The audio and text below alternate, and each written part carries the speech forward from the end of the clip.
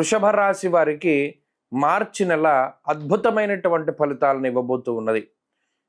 ఈ రాశి వారికి లాభస్థాన స్థిత రాహువు, శుక్రుడు, బుధుడు, అలాగే ఈ మాసంలో రవి దశమంలోను, ఆ తదుపరి ఏకాదశంలోను, మాసాంతంలో శనేశ్వరుడు ఏకాదశ స్థానమందు, చంద్రుడు ఏకాదశ స్థానమందు, దాదాపుగా గోచార రీత్యా 70 నుండి 80% వరకు గ్రహాలన్నీ యోగించేటువంటి స్థితిలో వృషభ రాశి వారు ఉన్నారు. ఈ మార్చి నెల లగాయితూ దాదాపుగా 3-4 నెలల పాటు అద్భుతమైనటువంటి కాలం ఈ రాశి వారికి నడుస్తుంది.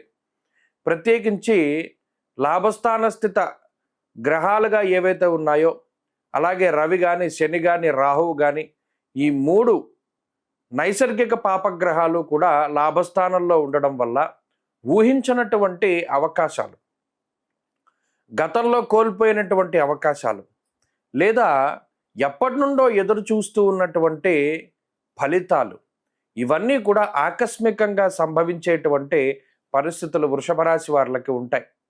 జన్మగురుని యొక్క దోషం ఉన్నప్పటికీ, ఈ మాసంలో 2వ స్థానంలో కుజ సంచారం ఉన్నప్పటికీ, ఈ 2 గ్రహాలే కొంత ప్రతికూల మిశ్రమమైనటువంటి ఫలితాలు ఇస్తూ ఉన్నప్పటికీ, మిగతా గ్రహాలన్నీ కూడా తమ యొక్క శక్తికి తగ్గట్టుగా లాభస్థాన స్థిత ఫలితాలు ఇవ్వడం అనేటువంటిది మనం ఇంతవరకు చూడనటువంటి విషయం. ఎందుకంటే ఈ మధ్య కాలంలో లాభస్థానంలో 6 గ్రహాల యొక్క స్థితి ఉండడం అనేటువంటిది మనం చూడలేదు. అందులోనూ రవి, రాహు, శనేశ్వరులు ఆ 3 గ్రహాల కలయికే చాలా రేరు. శని రాహువులు ఎప్పుడుకో కానీ కలవరు, వారితో రవి కూడా ఎప్పుడుకో కానీ కలవరు. ఆ 3 గ్రహాలు లాభస్థానంలో ఉన్నాయి అంటే ఒక రకమైనటువంటి యోగం పట్టేటువంటి సందర్భంలో మాత్రమే ఆ గ్రహాలు అనేటువంటివి అలా కూడడం జరుగుతుంది. మరి ఇదంతా గోచార ప్రక్రియ. ఈ గోచారంలో 70-80% చాలా బలవత్తరమైనటువంటి శుభ ఫలితాలు వస్తూ ఉన్నప్పుడు, జాతకంలో దశాంతర దశలో కూడా బాగుంటే వృషభ రాశి వారికి నిజంగా లక్ష్మీ యోగం పట్టినట్టే లెక్క. ఎందుకంటే లాభస్థానమందు ఉన్నటువంటి రాహుగ్రహం గోవా జిగజి సంఘానాం క్షీరాన్నాది సుభోజనం అన్నది శాస్త్రం. అలాగే లాభస్థానమందు ఉన్నటువంటి రవిగ్రహం కూడా అర్ధంచ స్వకులాచార గృహే నిత్యోత్సవ శుభం అన్నారు. ధనధాన్యాది వృద్ధించ అన్నారు. ఇక్కడ ఎటు చూసినా ఆర్థికాభివృద్ధిని ప్రధానంగా ప్రస్తావన చేస్తూ వచ్చారు ఋషులు. అలాగే ఆర్థిక లాభంతో పాటుగా ఆరోగ్యాన్ని కూడా ఇచ్చారు. అర్ధసిద్ధి సదారోగ్య అన్నారు.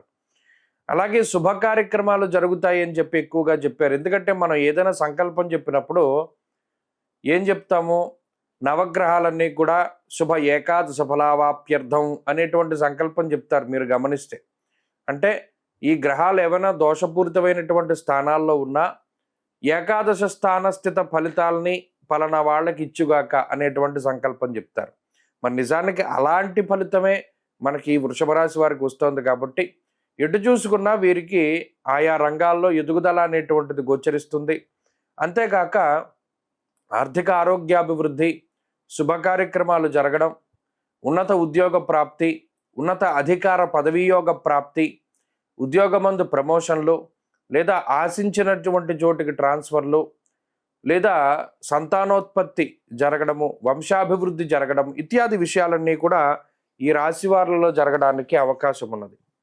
ఎటు చూసినా కూడా ఆనందదాయకమైనటువంటి వాతావరణం ఉండడం, కుటుంబ సభ్యులు, తోబుట్టువులు ఎవరితోనైనా సరే మంచి కాలాన్ని గడుపుతూ ఉండడం, ఇలా వృషభ రాశి వారికి చాలా అద్భుతమైనటువంటి ఫలితాలు ఈ మార్చి నెలలో గోచరిస్తూ ఉన్నాయి.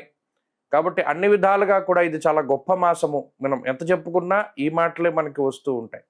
కాబట్టి ఈ ఫలితాలను చక్కగా అనుభవించండి. భగవంతుడు ఇచ్చినటువంటి శుభ ఫలితాలని, మరిన్ని అనుకూలమైనటువంటి ఫలితాల కోసం దక్షిణామూర్తి యొక్క ఆరాధన ప్రతి గురువారం నాడు శనగలు ప్రసాదం కింద చేసి ఏదైనా దేవాలయంలో మీరే స్వయంగా పంచిపెట్టండి. ఉద్యోగంలో వచ్చినటువంటి ఇబ్బందులు తొలగిపోతాయి. ప్రతి గురువారం మేధా దక్షిణామూర్తి స్తోత్రాన్ని పారాయణ చేసి వీలున్నంత సమయాన్ని మౌనంగా గడపండి.